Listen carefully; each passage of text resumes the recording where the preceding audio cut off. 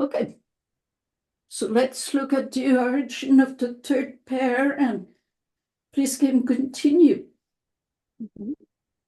In the beginning, God created the logos of the paradox and the eros of the mind-body connection. Genesis 1:1, poetic and transmitted. Right dot, first Hebrew letter, Aleph, A in Roman script. Left dot, last Hebrew letter, Tav, T in Roman script. Here's how Hebrew inscribes code communication in 2 words. AT in one direction, I read et, a grammatical particle that is untranslatable. TA in the other direction, I read ta for cell. Yeah. Since AT are the first and last letters of the Hebrew alphabet, the first particle, et, stands for the logos. They reverse into TA as the cellular eros, the complement of the logos, the second particle. Yeah. So in 2 letters, Hebrew says communication, that is the logos, is not what is said and done. It is TA, it is the cellular errors. It is the result of what is said and done. 2 letters to say exactly what is driving wisdom of Golden XPR. Communication is not what is said and done, it is the result. And all of that is in those 2 letters that are completely untranslatable and untranslated. No one knows about it. I mean, the word made flesh. Yeah, exactly. Mm-hmm. And when I'm saying no one knows, that's not accurate. Rabbis completely are aware that in Hebrew grammar, when you have a transitive verb, an example is create. I create money. Create is a transitive word. Money is the object. I create the money I need. Once it's defined, there's a law in grammar, and that's true for current Hebrew spoken in Israel. That says you must add the letter AT before the object. And what most rabbis ignore is that wisdom, communication is not what is said and done. It is the direct object. It is the result. It is the cell of the truth that doesn't want to heal. That's what is said and done. Profound. Mm-hmm. Any question on that? From anyone? Sarah, Danielle, Kim, Susie? I think I'm still chewing on it a little bit. You're going to need your tooth. Yeah. I also don't completely get it, but I'm willing to let it just. No, I love that you say you don't get it. And ask Michael, who has a different way to communicate than I do. Maybe you'll hear him better.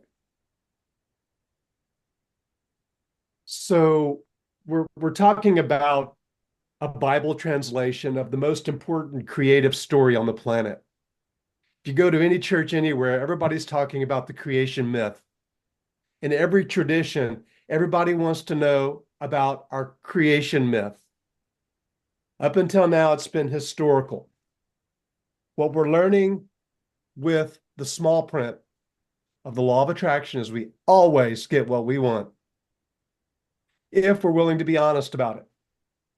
So if I've got an issue with money or health or a relationship, blah, blah, blah, code communication says that's what I want because that's what is. And nothing is separate from God or God's creativity or me as an element of that communication.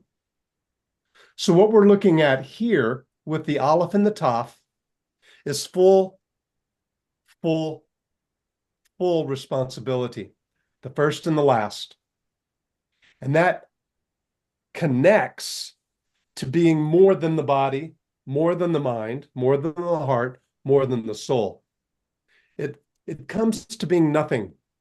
And that's what this non-translated particle reminds me of, is that when I want to take responsibility for my communication, this untranslatable gives me everything from the first to the last. And it is here now as the cell within the body that is speaking through me. So I don't know, there's more to it. And the point that I hear you say, Kim and Sarah and myself, is I've been sitting with this for 16 years now, and I will continue to do so. The profundity of these two letters enforce the XPR formula that we started with. Why would I choose to think I can't have whatever? Is an inquiry into communication. And that's what we're doing relative to the shadow work, is introducing a code to do so reliably. Thank you, Michael. So, Sarah, a quick question for you. What do you understand when you hear communication is not what is said and done, but the result of what is said and done? What do you hear in that? What makes sense to you in that sentence? I get that it's the intentionality behind what's to be conveyed. Okay, so let's say that you want for your children, imagine that for a moment, to pick up their socks. And you're going to communicate, pick up their socks. Option number one, they do pick up their socks. Option number two, they don't pick up their socks. In which option are you telling the truth? When saying, pick up your socks.